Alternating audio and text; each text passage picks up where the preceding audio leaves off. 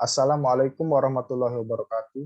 Kami dari kelompok 4 akan mempresentasikan hasil kerja kami, yaitu di materi percakapan antar personal mengatasi perasaan negatif.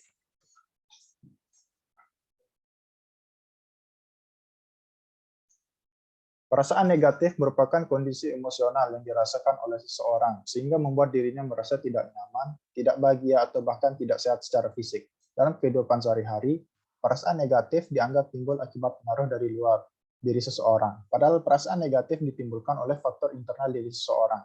Setiap individu memiliki kecenderungan untuk menghindari perasaan negatif. Akan tetapi dalam praktiknya, banyak individu yang cenderung menandakan perasaan negatif di dirinya sendiri.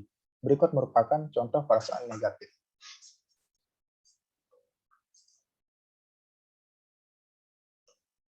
Slide rasa marah akan dibacakan oleh teman saya, Adit. Ya, yang pertama adalah rasa marah. Marah merupakan perasaan negatif yang mengindikasikan rasa tidak senang atau sikap atau tindakan seseorang dan juga ke diri sendiri ketika suatu hal tidak mencapai target yang ingin kita raih.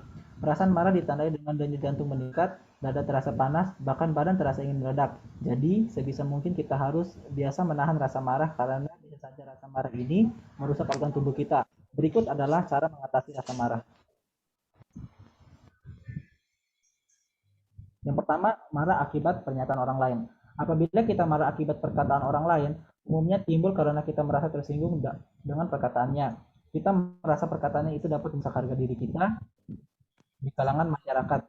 Perlu kita ingat, kita tidak dapat mengendalikan agar semua orang menyukai kita. Akan selalu terdapat kemungkinan di mana ada orang yang mengomentari apa saja yang kita lakukan.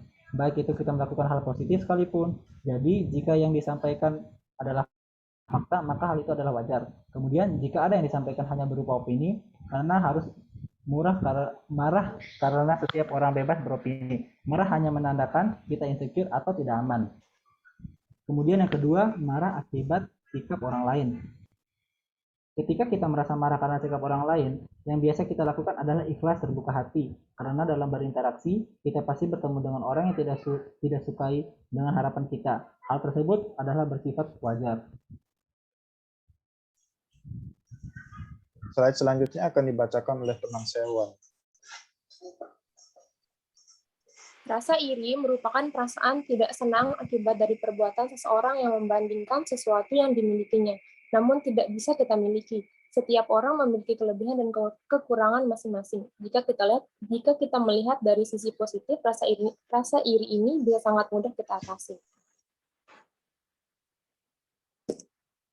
Penyebab munculnya rasa iri, yaitu akibat dari seseorang yang membandingkan kesuksesan yang diraih orang lain ataupun benda berharga yang dimiliki orang lain. Sebagian orang yang merasa iri karena kesuksesan orang lain itu dapat kita lihat dari sisi positifnya, yaitu kita bisa memotivasi diri agar menjadi lebih baik lagi. Jadi daripada kita berfokus pada rasa iri, lebih baik kita meningkatkan kualitas diri. Cara mengatasi rasa iri. Yang pertama, jika seseorang menyombongkan kesuksesannya, maka jadikanlah itu sebagai motivasi untuk kita meraih kesuksesan juga walaupun di bidang berbeda. Yang kedua, syukuri apa yang telah kita peroleh dan miliki dengan usaha kita sendiri.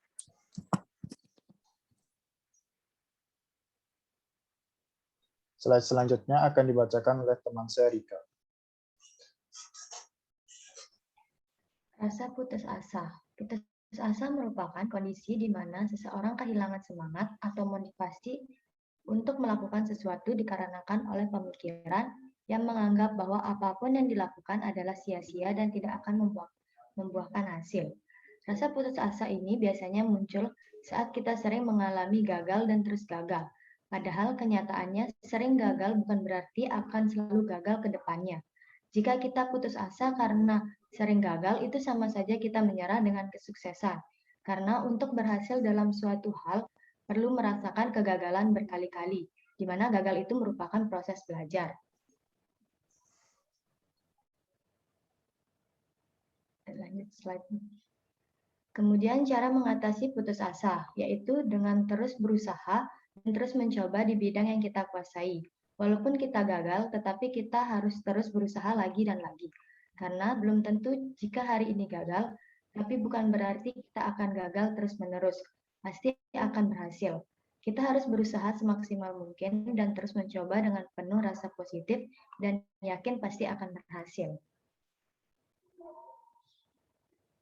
Slide selanjutnya akan dibacakan oleh teman saya Riza. Rasa takut. Rasa takut merupakan perasaan yang tidak menyenangkan yang ditimbulkan oleh pemikiran yang mengatakan bahwa apa yang akan terjadi di kemudian hari. Cara mengatasi rasa takut adalah berani mengambil keputusan dan harus berani menghadapi apapun yang akan terjadi di kemudian hari.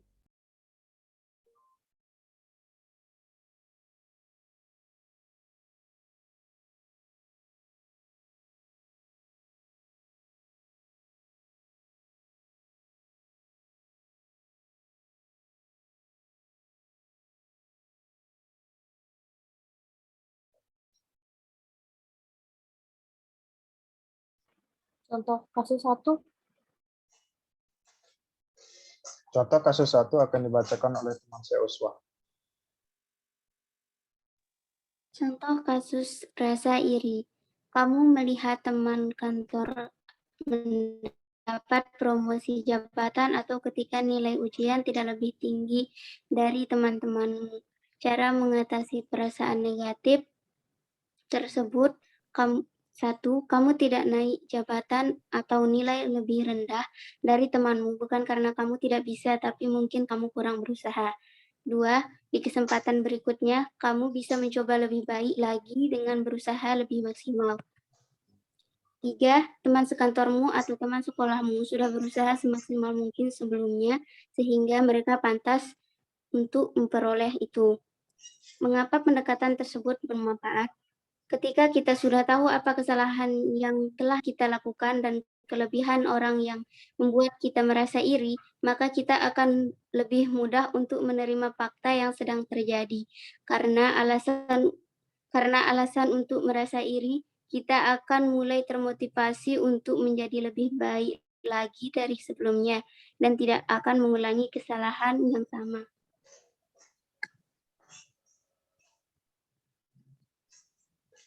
Slide selanjutnya akan dibacakan oleh Wan Ilham. Ya, contoh kasus putus asa. Ketika kamu sedang mengalami kerugian bisnis yang besar dan pada saat yang bersamaan isi rumah kamu habis dirampok orang dan kamu berputus asa untuk hidup. Cara mengatasi perasaan negatif. Kamu mungkin mengalami musibah yang begitu luar biasa.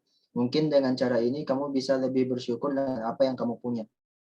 Kamu mungkin kehilangan segalanya. Mungkin dengan cara ini Tuhan mengingatkanmu untuk tidak terlalu mementingkan harta dan lebih dekat lagi dengannya. Mengapa pendekatan tersebut bermanfaat?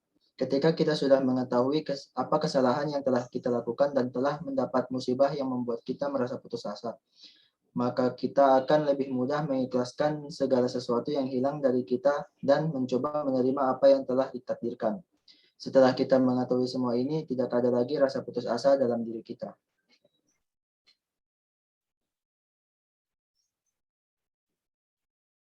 Slide selanjutnya akan dibacakan oleh teman saya Riza.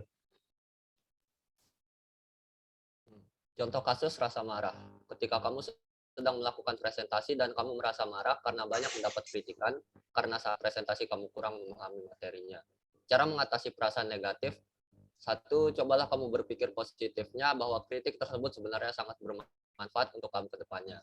2, ketika kamu akan melakukan presentasi lagi nantinya, kamu bisa belajar dari pengalaman agar kamu seharusnya lebih mengerti materi yang akan kamu jelaskan. Mengapa pendekatan tersebut bermanfaat? Ketika kita sudah mengetahui apa kesalahan yang telah kita lakukan, kita dapat menjadikannya pelajaran untuk kedepannya. Karena dengan bersikap marah, tidak akan memberikan hal positif apapun. Lebih baik kamu menerima kritikan yang diberikan dan saat akan melakukan presentasi nantinya, kamu dapat menjelaskan atau mengatasinya dengan baik.